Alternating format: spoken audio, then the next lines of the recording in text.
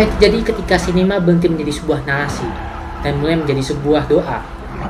Monisme karya Ria Rizali adalah film yang tidak sekedar menggambarkan tentang alam, tetapi juga memanggilnya. Film ini tuh membuka layar sebagai sebuah altar.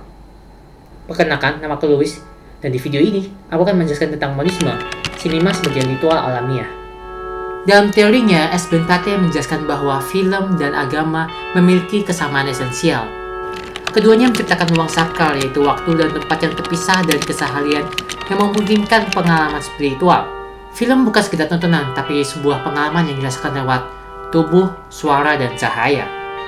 Dalam film monisme, tubuh manusia itu tidak diberi nama atau identitas sosial. Ia dibaluri tanah, menyatu dengan bumi, dan bergerak perlahan seperti makhluk yang rendah. Disinilah desain film ini bekerja, di mana tubuh, blocking, dan percaya menjadi elemen ritual. Tubuh menjadi sebuah simbol spiritualitas non-verbal melalui mediumnya untuk memahami keberadaan, bukan sekedar karakter naratif. Seperti dalam ritual keagamaan, tubuh di sini hadir bukan untuk bercerita, tetapi untuk menjadi.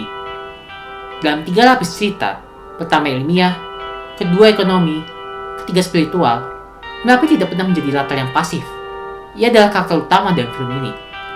Pertama didekati oleh ilmuwan, kedua dieksploitasi oleh para penambang, ketiga disembah oleh para dukun. Monisme memperlihatkan bahwa manusia bukanlah pusat, melainkan bagian dari sistem yang lebih besar lagi. Seperti kata Plate, film dan agama sama-sama membangun mitos dan ritual. Merapi adalah mitos yang hidup dan mengatur ritme film ini.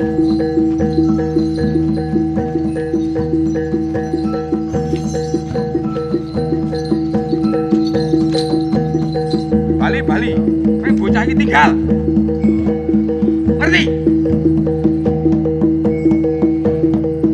Bali.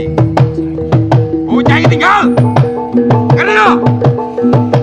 Klimaks dalam film ini hadir dalam bentuk ritual pengusiran roh jahat, bukan semacam eksorsisme dalam film Kristen, tapi dalam bentuk resistensi spiritual rakyat terhadap kekuasaan yang menindas.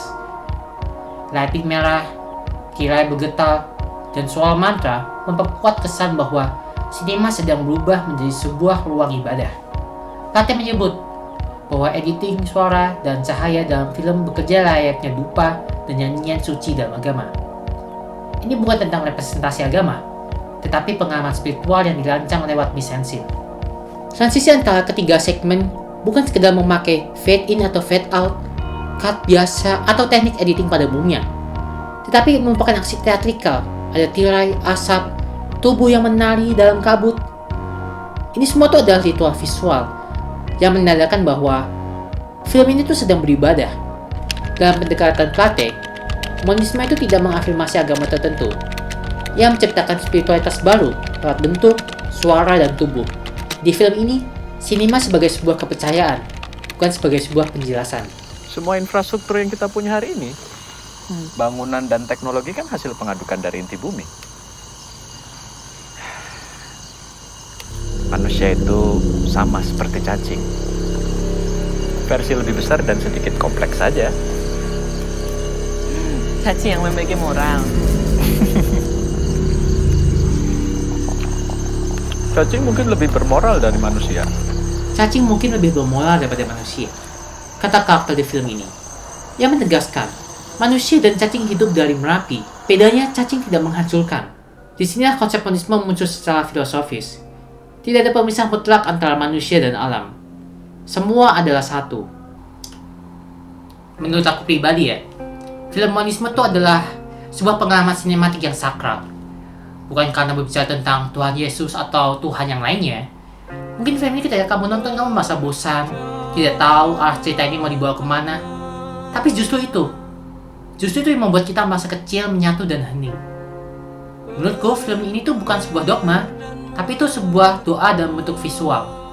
Bukan sebuah cerita, tetapi sebuah ritual. Dalam film ini, gue mengetahui bahwa sinema itu tidak hanya menunjukkan Tuhan, tapi ia menghadirkan Tuhan itu dalam sinema. Terima kasih. Nonton Monisme. Film bagus pokoknya itu.